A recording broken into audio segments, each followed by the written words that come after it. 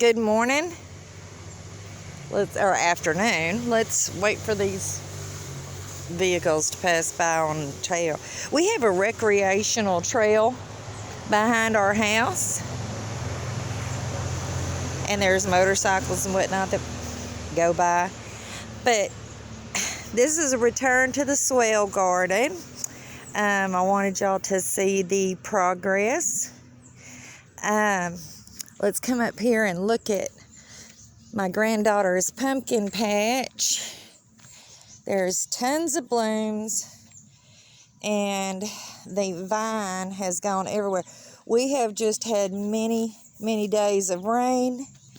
I've got to come in here and weed everything. But I did want to talk to you guys. Look at all the blooms, man. So I hope we get some bees out here to take care of that. When you weed, okay, go ahead and pull up. This is that poke salad that we eat in the South as a green. So you can take these. This is what it looks like if it comes up in your yard. So I'm going to set those here. And we'll make a little stir fry with those. Stir fry those up.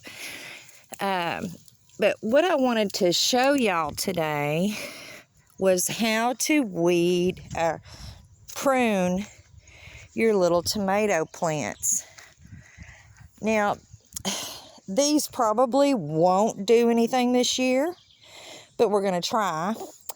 But I wanted to show you how you prune up. Generally, when you're starting, and the reason that you want to prune too, the reason you want to prune is so that you get more fruit. Tomatoes are vine. And left to its own devices, if you let it grow along the ground, it will send out a vine that goes along the ground, and it'll put out fruit. But if you want a lot of fruit, then you want to prune them up. And what I generally do, hello kitty. This is Smokey, y'all. Y'all might see her in several videos. That's one of our cats. She did live with my friend Jennifer, and she called her Prancer because she prances around. So back to the tomatoes. I generally keep them pruned up, and until they get, I don't know, probably at least a foot, 2 feet tall. That's what I do on indeterminate tomatoes. Determinate tomatoes, you don't have to worry about so much. But I will take and prune off the leaves except for the 2 topmost leaves. And if there is if flowers start to develop, then I will prune. So say this stem had flowers on it already. So if this stem had flowers on it, I would leave stems to where, see how there's a little sucker coming out of this one right here in this elbow, or you can call it an armpit or whatever. I would leave that, and then I would prune off all of this.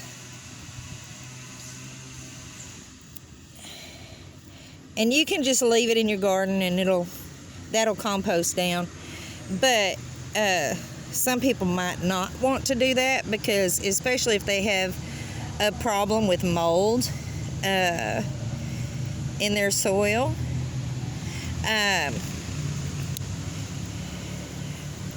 Because tomatoes, they're a nightshade, and they tend to do that. But again, let's go right here. And these are young plants. They're not big plants. But I would just pinch those off just like that. We'll weed while we're in here. Pinch, pinch, pinch, pinch. And see how I'm leaving kind of like a Y at the very top until these get bigger. Okay? And what you're doing with that is you're taking and focusing the plant's energy on growing the vine upwards so that you do get more fruit. It's the same thing with pruning fruit trees. The more you prune, the more fruit you're going to have. And maybe I'll do a short video after this one showing the espalier apple trees. Okay, we're weed whacking, a lot of noise. But pretty much that's what I wanted to show you today, is how to prune your tomatoes. So have a great day, y'all, and we'll keep working on the swale garden. Bye-bye.